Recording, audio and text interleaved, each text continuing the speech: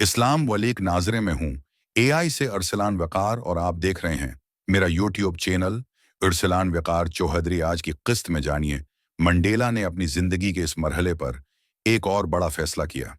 उन्होंने कानून को बतौर हथियार इस्तेमाल करने का सोचा। वो जान गए थे कि जालिम निज़ाम अपने ही कवानीन के पीछे छुपता है, और अगर उन्हीं कवानीन को समझकर चीलिंग किया जाए तो जुल्म को बेनकाब किया जा सकता है।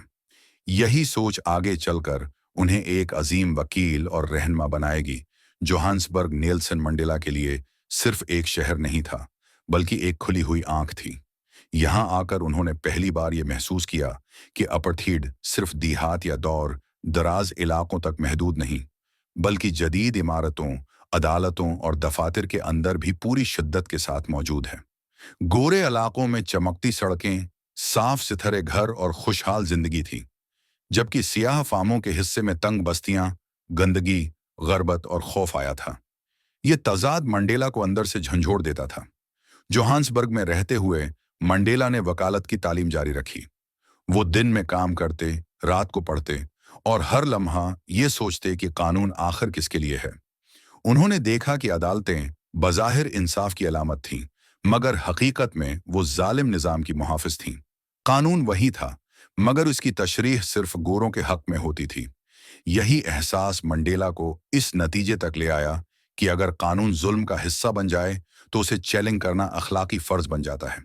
इसी शहर में मंडेला की वाबस्तगी अफ्रीकन नेशनल कांग्रेस के साथ मजबूत होती चली गई। वो अब सिर्फ एक रुकन नहीं रहे थे, बल्कि एक सरगर्म कारकन बन चुके थे। उन्होंने जलसों में शिरकत शुरू की, लोगों से बात की, उनके दुख सुने और पहली बार अवामी सतह पर यह समझा कि अपार्थाइड सिर्फ सियासी मसला नहीं, बल्कि इंसानी वकार का सवाल है। हर मुलाकात, हर तकरीर और हर बहस उनके शऊर को मजीद पख्ता करती चली गई। इसी दौर में मंडेला को यह एहसास भी हुआ कि एएनसी की जदोजहद में एक कमी है। तहरीक मौजूद थी, मगर उसमें नौजवानों की वो शिद्दत और जोश नहीं था जो जालमाना निज़ाम को हिला सके। इसी सोच के तहत मंडेला, वाल्टर सिसोलो और ओलिवर टाम्बो ने एएनसी यूथ लीग कायम की। ये नौजवानों की एक ऐसी तंजीम थी जो पुरानी सियासत से हटकर ज्यादा जरातमंद और वाज़ेह मौक़िफ़ रखती थी। मंडेला का मानना था कि गुलामी के खिलाफ जदोजहद आहिस्ता कदमों से नहीं, बल्कि मजबूत इरादों से की जाती है।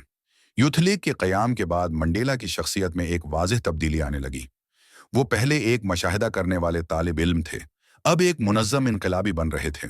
वो तकरीरें करने लगे, मज़ामीन लिखे गए, और पहली बार रियासत को ये एहसास हुआ कि सियाह फाम नौजवान खामोश नहीं रहेंगे। मंडेला के अल्फाज में एक वकार था, मगर इस वकार के पीछे सख्त इज़्म छिपा हुआ था। इसी ज़माने में मंडेला ने एक और तारीखी कदम उठाया। उन्होंने ओलिवर टाम्बो के साथ मिलकर जनूबी अफ्रीका की पहली सियाह फार्म बिकला की फर्म कायम की। यह सिर्फ एक कानूनी दफ्तर नहीं था, बल्कि मजलूमों के लिए उम्मीद की किरण था। वो लोग जो पहले अदालत के दरवाजे पर ही जलील कर दिए जाते थे, अब एक ऐसी जगह आ सकते थे जहां उनकी बात सुनी जाती थी। मंडेला जानते थे कि वो हर मुकदमा नहीं जीत सकते, मगर वो ये जरूर साबित करना चाहते थे कि सच बोलने वाले अब मौजूद हैं। जो मंडेला का नाम फैलने लगा, रियासत की नजरें भी उन पर जमने लगी। हुकूमत उन्हें एक खतरे के तौर पर देखने लगी। उनकी सरगर्मियों पर नजर रखी जाने लगी, फोन टेप होने लगे और उनके कदम कदम पर निगरानी होने लगी। मगर मंडेला खौफजदा नहीं हुए। उनके नजदीक खौफ गुलामी की सबसे मजबूत जंजीर था, और वो इस जंजीर को तोड़ने का फैसला कर चुके थे। यही वो वक्त था जब मंडेला ने यह समझा कि सिर्फ तकारीर और कानूनी लड़ाई काफी नहीं होंगी।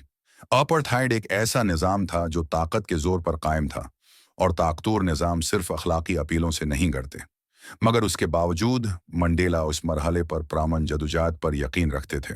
उनका मानना था कि अगर अवाम को मुनज़्ज़म कर लिया जाए तो जुल्म खुद ही कमज़ोर पड़ जाएगा। एपिसोड 3 हमें यह दिखाता है कि नेल्सन मंडेला अब मुकम्मल तौर पर जदोजहद के रास्ते पर आ चुके थे। वो अब सिर्फ सवाल नहीं कर रहे थे, बल्कि जवाब देने लगे थे। वो जवाब जो एहतिजाज, तंजीम और कुर्बानी से मिलता है। ये वो मरहला था जहां उनकी जिंदगी जाती नहीं रही थी, बल्कि पूरी कौम की इमानत बन चुकी थी। मगर ये जदोजहद अभी अपने आगाज में थी। हुकूमत की सख्ती बढ़ने वाली थी, कवानीन मजीद जालमाना होने वाले थे, और मंडेला के लिए आजमाइशों का असल सिलसिला अभी शुरू नहीं हुआ था।